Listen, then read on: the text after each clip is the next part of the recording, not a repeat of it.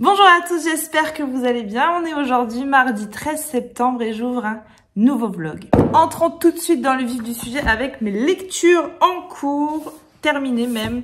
Au niveau de l'audio, j'ai changé. Ça fait 3 vlogs que j'ouvre en disant j'écoute De si bonne berne de Céline de Rohany.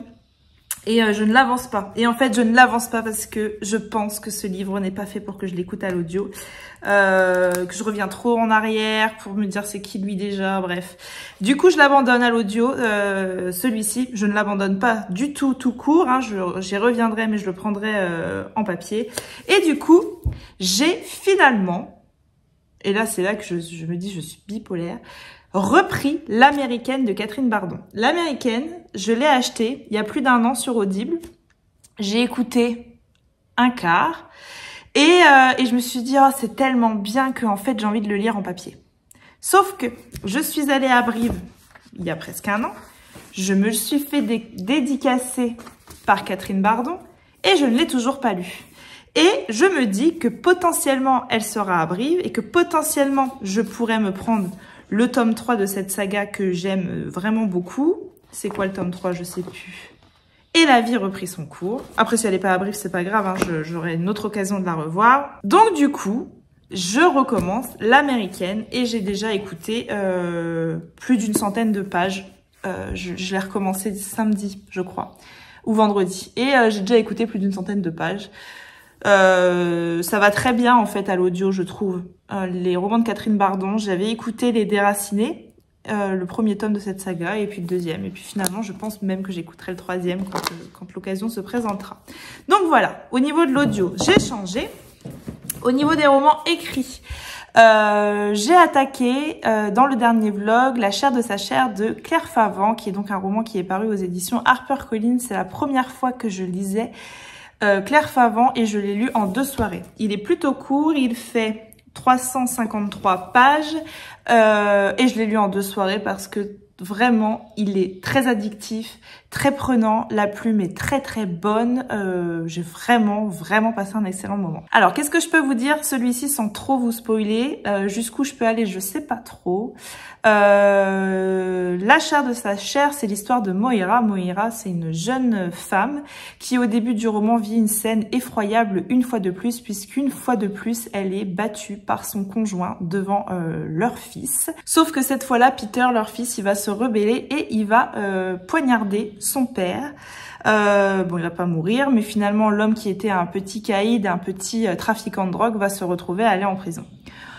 Tout de suite après, on va retrouver Moira, des années plus tard, qui est à présent maman de 3 enfants. Elle a donc toujours son grand Peter qui est maintenant un adolescent et elle a avec elle 2 autres enfants. On comprend très rapidement que la vie de Moira n'est toujours pas un long fleuve tranquille puisqu'on comprend rapidement que le père de famille des 2 nouveaux enfants de Moira est mort très récemment, assez récemment je dirais.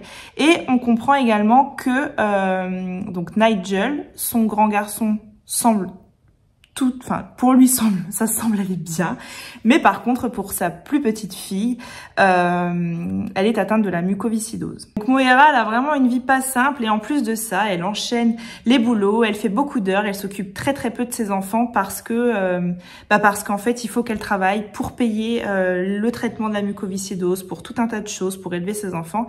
Et du coup, ses enfants sont un peu livrés à eux-mêmes et sont très souvent confiés au grand frère Peter.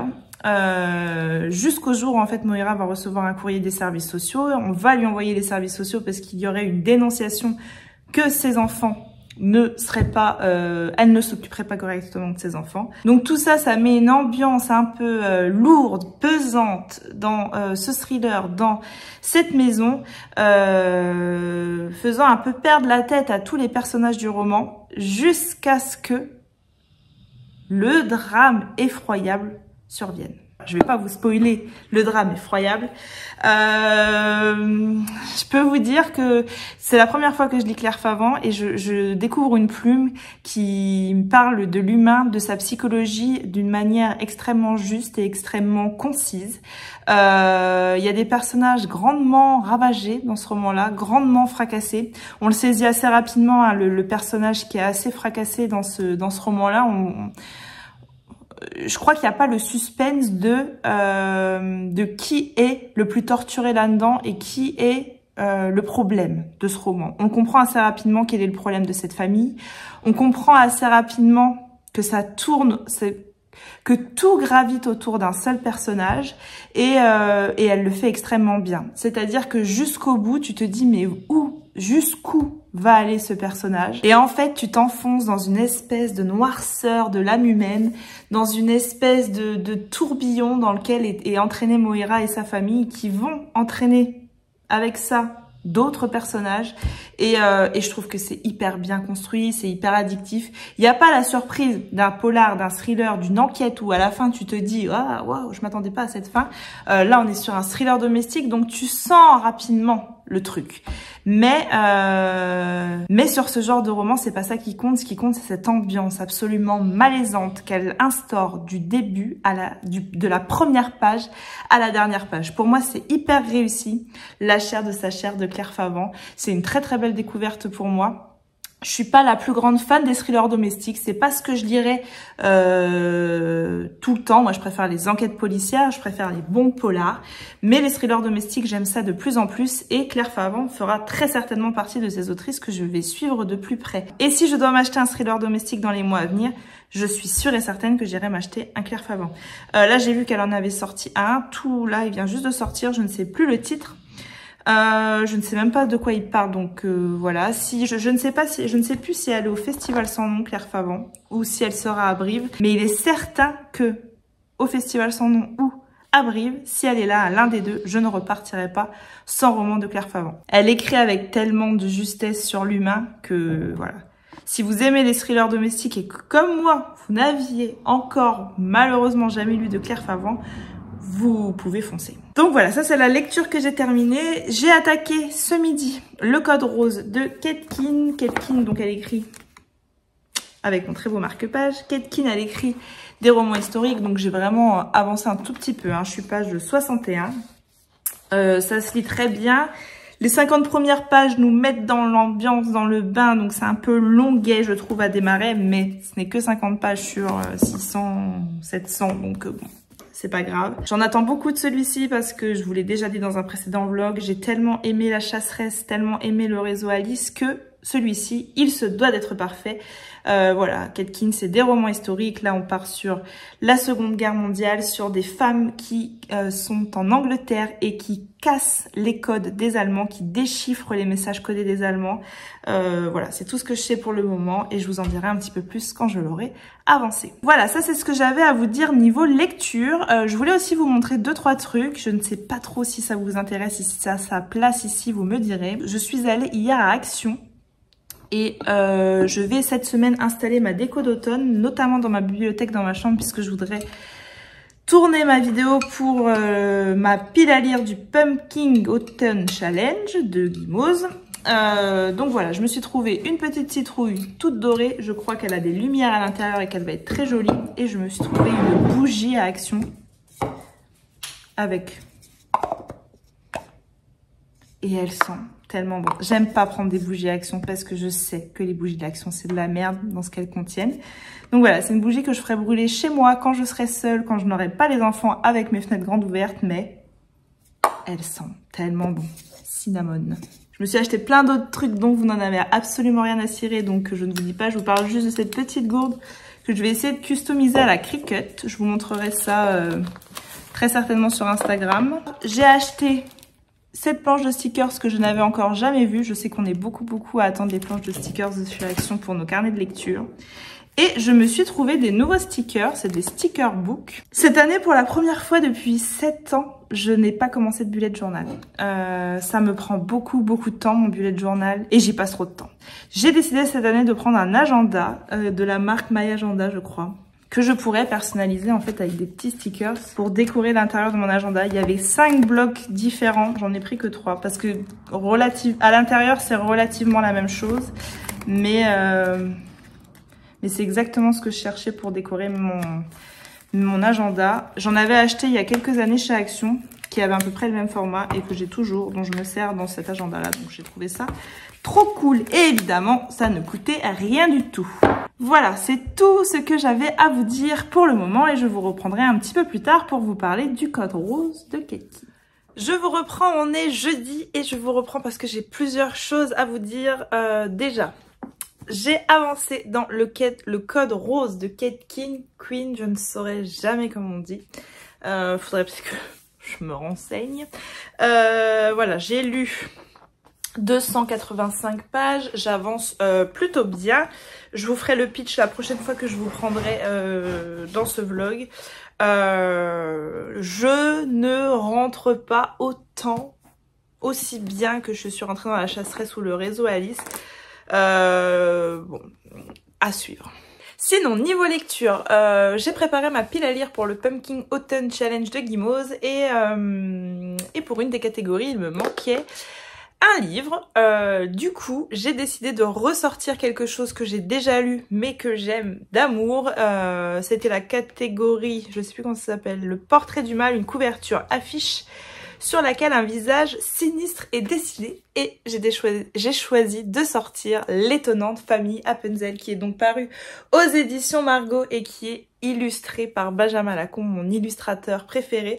Je l'ai sorti pour le mettre sur ma pile à lire du challenge et je l'ai aussitôt lu en fait parce que j'en gardais un excellent souvenir, parce que Benjamin Lacombe et le duo Benjamin Lacombe-Sébastien Pérez, à chaque fois, je trouve, fait des merveilles, des étincelles. C'est un duo absolument incroyable. Et du coup, voilà, j'ai ressorti la famille Appenzell de ma bibliothèque et je l'ai relu. Et en fait, la famille Appenzell, c'est l'histoire de Victoria, cette jeune demoiselle qui va nous conter l'histoire de sa famille un petit peu extraordinaire. Elle va nous présenter l'intégralité de sa famille un peu loufoque, et on va remonter très très loin dans l'arbre généalogique parce que Victoria qui nous raconte l'histoire, elle est ici, et on va remonter jusqu'en haut, jusqu'à Arthur Appenzell et Adèle Vermeil qui sont des personnages absolument incroyables. Les illustrations sont fantastiques, les textes sont loufoques et drôles, vraiment à souhait. Il y a également un clin d'œil dans ce livre à Édouard Romain d'Argent, un très très beau clin d'œil, je trouve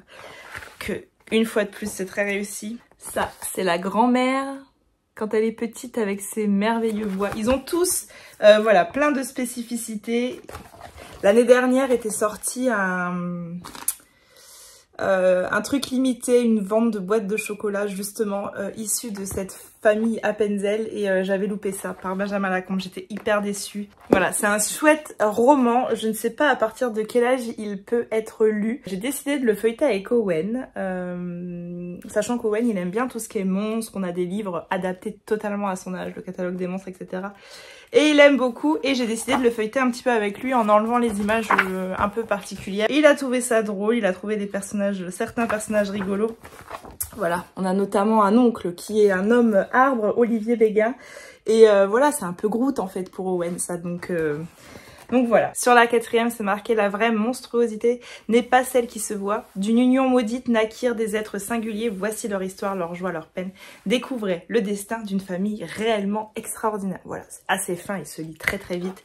Mais j'aime tellement Benjamin Lacombe à l'illustration et Sébastien Pérez au scénario que je le relirai encore et encore et encore en fait, l'histoire de cette étonnante famille Appenzell. Sinon, j'ai fait quelques petites réceptions que je vais vous montrer de suite.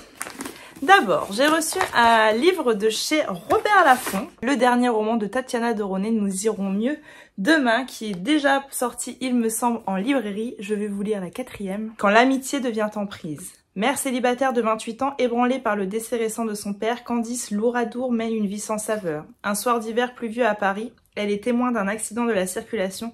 Une femme est renversée et grièvement blessée. Bouleversée, Candice lui porte assistance puis se rend à son chevet à l'hôpital. Petit à petit, la jeune ingénieure du son et la convalescente se lient d'amitié. Jusqu'au jour où Dominique demande à Candice de pénétrer dans son appartement pour récupérer quelques affaires. Dès lors, tout va basculer.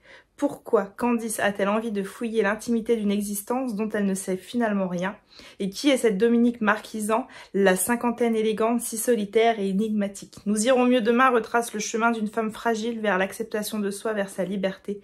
Il fait aussi écho au dernier mot d'Émile Zola, le passager clandestin de cette histoire. Hyper intriguant en fait, je trouve, cette quatrième de couverture. Il fait 350 pages et je vous en reparle très vite. Un grand merci aux éditions Robert Laffont pour l'envoi. En plus, j'ai beaucoup de chance parce qu'il est dédicacé. Je suis désolée, je mets jamais mes lunettes pour éviter ce genre de reflet immonde. Mais aujourd'hui, les lentilles, ça n'a pas voulu.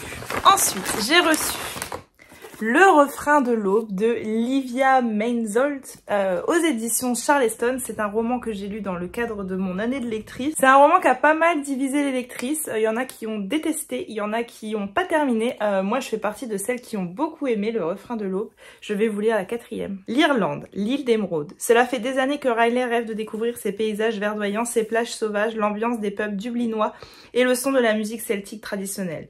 Elle doit à ce pays sa crinière flamboyante et ses taches de rousseur, mais c'est la première fois à 18 ans qu'elle y pose le pied.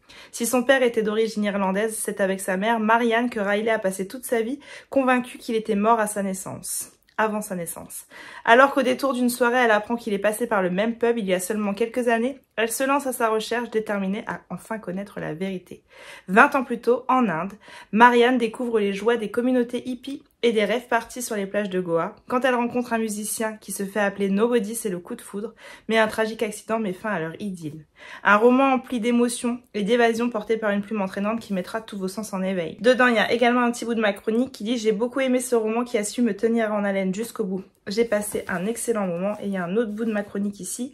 L'autrice nous emmène en Irlande avec une ambiance celtique teintée de musique de pub, puis nous embarque en Inde dans un rythme tantôt slow, tantôt festif. J'aime bien moi tout ce qui va toucher à cette partie en Inde avec la mère de Riley, Marianne. C'est le style de vie en fait qui m'intrigue beaucoup, le style de vie que mène la mère de Riley quand elle est plus jeune, Marianne. Voilà, elle part en Inde, elle va méditer, elle va sur les plages, elle rencontre des gens, elle bouge, etc. C'est le style de vie qui m'interpelle beaucoup et que j'aimerais peut-être vivre dans ma prochaine vie. Mais voilà, Marianne, c'est un personnage que j'aime beaucoup et j'aime beaucoup, comme je le dis dans ma critique, ce côté en Inde où elle est très slow, très dans la méditation, et puis il y a aussi ce côté très festif avec un petit peu de drogue, un petit peu de tout ça. C'est pas forcément ça que je veux vivre, hein, je tiens quand même à le préciser. Et puis voilà, et puis il y a Riley qui arrive en Irlande, on est dans un décor irlandais avec les pubs, avec la musique, avec tout ça, et je passe aussi un très très bon moment avec Riley qui part sur les origines de son père et qui découvre en fait que sa mère lui a menti depuis des années. Peut-être la critique que je lui ferai, c'est qu'il est un peu évident par moment, mais comme beaucoup de romans de ce style. Mais ouais, je passe un excellent moment, je trouve que c'est bien écrit, je trouve que c'est assez intriguant. On se demande en fait le drame qu'il y a eu entre Marianne et Nobody, le père de Riley, on se demande ce qui a bien pu se passer de si horrible en fait pour qu'elle dise à sa fille que son père est mort depuis des années alors que c'est pas le cas. Et quand on vit le début de leur romance entre Marianne et Nobody, on sent enfin c'est un coup de foudre, c'est fusionnel, c'est puissant, c'est hyper enivrant en fait cette histoire d'amour au début. Et tu te demandes mais qu'est-ce qui a bien pu se passer entre Marianne et Nobody pour qu'on en arrive là. Voilà, c'est un roman qui se lit très bien, c'est pas le meilleur roman que j'ai lu de l'année, mais moi je passe un excellent moment avec ce roman. Et puis surtout je l'ai trouvé très très dépaysant et j'ai adoré ça. Ensuite, une dernière réception, elle est là. Et là ça me vient des éditions Le Duc et il s'agit de À fleur de peau, l'adaptation BD du roman initiatique sur l'hypersensibilité de Saverio Tomasella. Et en fait, quand j'ai vu ce roman-là, je me suis dit, Angélique, ce n'est pas très sérieux puisque dans ta pile à lire, tu traînes ce roman-là depuis au moins 4 ans. Sans mentir, ça doit faire 4 ans que j'ai ce roman-là dans ma pile à lire. C'est un roman qu'on m'avait offert, le roman initiatique des hypersensibles, c'est écrit dessus. C'est un roman qu'on m'a offert et dans lequel je me suis jamais lancée. Flora a tout pour être heureuse. Une famille aimante, drôle et brillante, des amis sincères, un jardin qu'elle aime. Pourtant, elle a l'impression que son extrême sensibilité perturbe sa confiance et la pousse parfois à se replier sur elle-même. Elle se sent différente des autres. C'est alors qu'elle rencontre Marc, professeur de yoga et de méditation, qui l'aide à transcender son ultra-sensibilité. Flora apprend alors à vivre comme une force pour s'épanouir. Je trouve les dessins très très doux. On dirait des dessins faits à l'aquarelle. Je pense que ce sont des dessins faits à l'aquarelle. Ça colle très très bien au sujet en fait, la douceur des dessins. Je remercie beaucoup les éditions Le Duc pour l'envoi de ce graphique qui vont me permettre de sortir ce roman-là de ma palle. Voilà, je vais continuer ma lecture de Ketkin et puis je vous reprends plus tard. Je vous reprends, on est toujours jeudi. J'ai remis un petit gilet parce que ça y est, l'automne arrive et que je n'avais pas très chaud. J'ai très envie de décorer mes bibliothèques un petit peu de manière automnale. Pour plusieurs raisons, parce que j'aime l'automne, l'été, l'hiver et le printemps, j'aime toutes les saisons, il n'y a pas de différence ici, je ne juge pas les saisons moi. Donc voilà, j'ai envie de donner un petit air d'automne à ma bibliothèque, j'ai jamais fait ça, je décore toujours ma maison pour l'automne, mais pas mes bibliothèques en général. Donc voilà, j'aimerais bien me commander une ou deux pop en citrouille par exemple, il faut que je regarde un petit peu ce que je peux trouver. Et puis voilà, du coup je vais décorer ça avec vous. Cette illustration que j'aime d'amour de Daria, je sais plus exactement c'est comment son nom. Je vous la mettrai dans la barre d'infos, elle fait des illustrations incroyables. Action, c'est quand même fabuleux. Il est tellement mignon ce petit renard.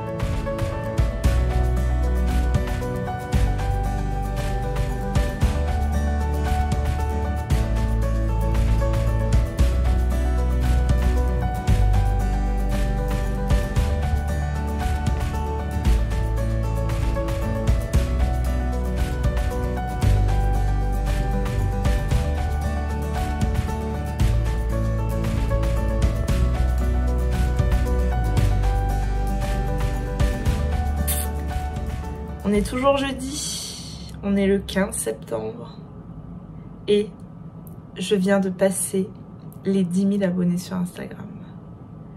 J'ai eu les larmes aux yeux évidemment, bah ça se voit de toute façon. C'est un truc de ouf. J'arrive pas à me dire qu'il y a 10 000 personnes qui un jour se sont dit tiens on va écouter et on va s'abonner à ce qu'elle raconte.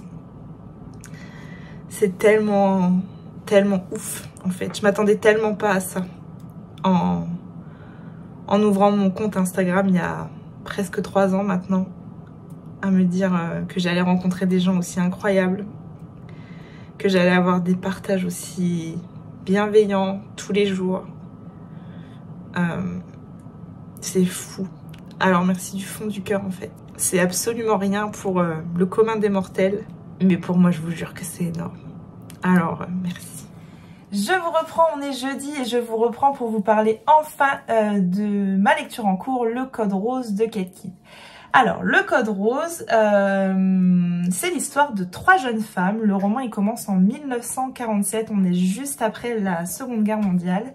Et en fait, on va découvrir une jeune femme qui s'appelle Bess. Et Bess, elle est enfermée à l'intérieur d'une horloge. Donc, on comprend rapidement qu'elle est enfermée en hôpital psychiatrique. Et elle envoie un courrier à ses 2 anciennes amies qui sont Mab et Osla, et elle leur envoie un courrier en lui disant qu'elle a besoin d'aide, qu'elle court un grand danger entre guillemets et que l'ennemi rôde toujours parce qu'il y a un traître. Le roman commence comme ça, de cette manière très énigmatique, et après on va retourner en 1939 au moment où ces 3 jeunes femmes en fait vont se rencontrer, où leur destin va se lier, et donc on va rencontrer de nouveau Osla, une jeune femme qui est pétillante, qui est pleine de joie de vivre et qui va vivre une histoire d'amour avec un certain Philippe de Mountbatten, un certain marin qui est assez peu connu à l'époque, mais pour les connaisseurs, qui finira donc duc d'Édimbourg et donc mari de la reine Elisabeth II. On va rencontrer également Mab qui est une jeune fille, elle qui va plutôt être un peu en avance sur son âge, tu sens qu'elle a déjà vécu des choses et qu'elle traîne des casseroles, Mab. Et donc ces deux jeunes femmes, Osla et Mab, elles vont se faire recruter dans un mystérieux domaine, le domaine de Bletchley Park. Et en fait, elles vont comprendre à leur arrivée que c'est un endroit très stratégique pendant la Seconde Guerre mondiale, qu'elles sont là en fait pour décrypter, casser les codes que mettent en place les Allemands pour s'envoyer des messages et ainsi comprendre les messages qu'ils s'envoient et ainsi déjouer leurs plans. Et en fait, ces deux jeunes femmes vont être logées chez Madame Flinch qui est la mère de Bess. Et Bess, quand on la rencontre à ce moment-là, c'est un petit peu, malgré qu'elle est jeune, c'est un petit peu déjà la vieille fille du village qui vit chez sa mère, qui fait tout pour sa mère, qui écoute sa mère. Alors que sa mère n'est pas un être humain très gentil avec elle la soumet à beaucoup de choses, elle la punit, elle la brime, enfin bref. Et Osla et Mab, en fait, elles vont réussir à enrôler Bess dans Bletchley Park et à la faire embaucher. Et ainsi, Bess va prendre son indépendance. Mais là, je vous en dis déjà un peu trop. Donc voilà, on va sur en fait ces trois jeunes femmes qui au début de la guerre se retrouvent à casser des codes. On va assister à une amitié qui va naître et à une amitié qui va être détruite. Alors j'en sais déjà un petit peu plus, forcément j'en suis à la page 500. J'avoue avoir un petit peu eu du mal à rentrer dans l'histoire au début, mais avec le recul je me demande si j'avais pas eu aussi un petit peu de mal au début avec la chasseresse, qui est pourtant un de mes plus gros coups de cœur de l'année 2022. 21. Mais maintenant que j'en sais plus, maintenant que toutes les histoires en fait, parce qu'en fait c'est ça qu'Etkin, sa force, c'est qu'elle construit des histoires, elle va pas en surface sur ses personnages, elle leur construit un vrai passé, elle leur construit une vraie histoire, et de ça va découler les événements qui vont arriver peut-être page 300, page 400, page 500 qui arrivent un petit peu plus tard du coup. Mais en fait tu te rends compte en avançant dans l'histoire que tout ce qu'elle t'a raconté auparavant c'était hyper important et hyper intelligent en fait. Là il se passe des événements absolument horribles comme il se passait dans la chasseresse, comme il se passe dans le réseau Alice. On suit des jeunes femmes fortes, des femmes brillantes, mais des femmes que la vie ne va pas épargner, que la guerre ne va pas épargner. Il est extrêmement difficile à vous résumer celui-là. Je galère de fou à vous chroniquer il est extrêmement difficile à vous résumer celui-ci parce que dès que je vais en dire trop. Et en même temps, le peu que je dis, c'est pas forcément, tu te dis pas ouais. Mais si je t'en dis un peu plus, je vais déjà t'en dire trop. Voilà, pour le moment, j'en suis à la page 500, il me reste 200. Je surveille en fait en 1939 quel pourrait bien être ce trait qu'elles vont chercher en 1947, si elles le cherchent en 1947, parce que leur amitié est tellement cassée, tellement abîmée par ce qu'il s'est passé les années auparavant, que je découvre encore au fur et à mesure, que voilà, en fait c'est hyper intriguant qu'Etkin, elle sait mener son truc. Je me souviens avec la chasseresse où tu restes dans l'attente en fait tout le long du roman à te dire mais qu'est-ce qui va se passer, et ça monte petit à petit, ça monte crescendo. Elle noue une base vraiment très solide et elle monte crescendo qu'Etkin, et je trouve que c'est vraiment la force de ces romans. Voilà ce que je peux vous dire pour le moment du Code Rose. Il me reste 200 pages. Sinon, j'ai fait deux petites réceptions que je vais ouvrir avec vous. Alors ça me vient de chez Brajlon, donc Hauteville. Je sais ce que c'est normalement, j'en attends plus qu'un, oui. Et il s'agit d'une enquête des Sœurs Brontë, le tome 3, Le Monarque Rouge. C'est un cosy mystery avec les Sœurs Brontë qui enquêtent, tout simplement. J'ai adoré le tome 1, j'ai adoré le tome 2, je me languissais du tome 3 que j'espère lire rapidement. Et j'ai également reçu de la part des éditions Michel Lafon, La Nurse du Yorkshire de Stacey Hawles. C'est le 3e roman de Stacey Hawles. J'ai La Sorcière de Pendle dans ma palle depuis honteusement 2 ans que je n'ai toujours pas sorti. West Yorkshire 1904. Jeune nurse fraîchement diplômée, Ruby pense avoir une chance inespérée lorsqu'elle rejoint la famille England. Mais coincée dans une demeure coupée de tout entre une mère fantomatique, un père affable à l'excès et des enfants insatiables, la jeune femme pourrait bien regretter son choix. Gagnée par la langueur mortifère des lieux et de ses habitants, Ruby se souvient que les familles parfaites n'existent pas. Et elle en sait quelque chose. Il fait 400 pages celui-ci et je me suis programmée sur le mois de septembre, donc je vais le lire très rapidement. Je trouve la couverture dingue. Comme La Sorcière de Pendle, comme L'Orpheline, je l'ai trouvé vraiment très jolie. Avec un travail éditorial à l'intérieur que je trouve vraiment chouette. Voilà, un grand merci Hauteville et Michel Lafon pour l'envoi de ces beaux romans très fleuris, très en dentelle. Hein. Voilà, c'est tout ce que j'avais à vous dire pour aujourd'hui et je vous reprends plus tard. Je vous reprends, on est dimanche matin avec la petite voix du dimanche matin. Il est pourtant très tard, ça fait longtemps que je suis réveillée, je sors de la douche, mais j'arrive pas à émerger en ce dimanche matin. Je vous reprends pour vous reparler du Code Rose de Ketkin que j'ai donc terminé hier soir. Ça sera pas un coup de cœur, le Code Rose de Ketkin, parce que je trouve qu'il souffre de quelques longueurs. Je repense un peu à la manière dont je vous en ai parlé hier et j'espère que quand même je l'ai fait correctement parce que c'est pas un coup de cœur mais c'est un excellent roman. Ça sera un 5 étoiles on va dire.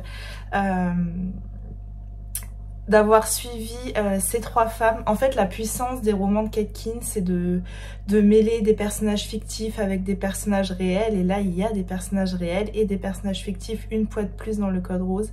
Et elle le fait incroyablement bien. Elle m'a donné envie de découvrir encore plus ces femmes dont elle parle. Donc, je suis allée hier, après avoir terminé le Code Rose, j'ai passé quasiment 1 heure sur Internet à apprendre de ces femmes qui avaient cassé des codes allemands pendant la Seconde Guerre mondiale, apprendre à connaître ces femmes qui, comme elle dit, à l'ère des réseaux sociaux où on raconte nos vies à tire-larigot sur Internet aujourd'hui, à l'ère où ces femmes faisaient des choses absolument incroyables dont elles ne pouvaient même pas parler le soir en rentrant, dont elles n'ont même jamais parlé après, puisqu'en fait elles étaient tenues par un espèce de secret, un espèce de pacte qui a duré dans le temps. Et ces gens en fait qui font partie de ces gens qui nous ont fait gagner la Seconde Guerre mondiale. Voilà, Osla, Mab et Bess, elles vont me marquer. C'est pas un coup de cœur, mais parce que j'en attendais beaucoup en fait de ce roman-là et que je trouve qu'au début il souffre de quelques longueurs. Elle prend un tempo, elle a ce livre-là, il a un rythme très lent pour monter crescendo et finir en explosion. Je l'ai adoré. Évidemment, j'ai versé des larmes parce qu'il est très intense, parce qu'il se passe des choses à l'image de la Seconde Guerre mondiale absolument effroyables dans ce roman et qu'il m'a beaucoup touchée, il m'a percutée. Alors je ne peux que vous conseiller en fait de lire le Code Rose de Ketkin, c'est marqué en bas, secret et trahison à Bletchley Park et encore une fois, je l'ai trouvé fascinant. La seule chose que j'espère très fort, j'ai vraiment, c'est horrible, mes cheveux quand ils sèchent, je suis désolée. La seule chose que j'espère très fort, c'est que l'année prochaine, Ketkin sortira un nouveau roman et me fera de nouveau découvrir des gens incroyables, des personnages historiques inconnus, mais qui devraient l'être, qui mériteraient de l'être. Et c'était trop bien. Le Code Rose de Ketkin aux éditions Hauteville que je ne peux vous conseiller. Il coûte 19,95 € quand on sait le prix que coûte un traducteur, etc. Je trouve qu'Hauteville ne se bourre pas les poches. Et surtout, je trouve que pour des livres de 700 pages, tu peux les ouvrir. Le dos n'a jamais cassé chez moi sur un Hauteville. C'est un coup de cœur ou net. C'est un petit coup de cœur en fait, je sais pas comment vous dire, parce qu'en fait j'ai tellement envie de dire que c'est un coup de cœur, mais je l'ai un peu subi au début, donc ça peut pas être un coup de cœur parce qu'il est pas parfait, mais c'est une excellente lecture. Si vous n'avez toujours pas découvert Ketkin et que vous aimez les romans historiques assez détaillée, voilà, c'est pas des trucs en surface, elle va loin dans ses explications et en même temps ça les rend d'une crédibilité sans nom, ces romans à Ketkin.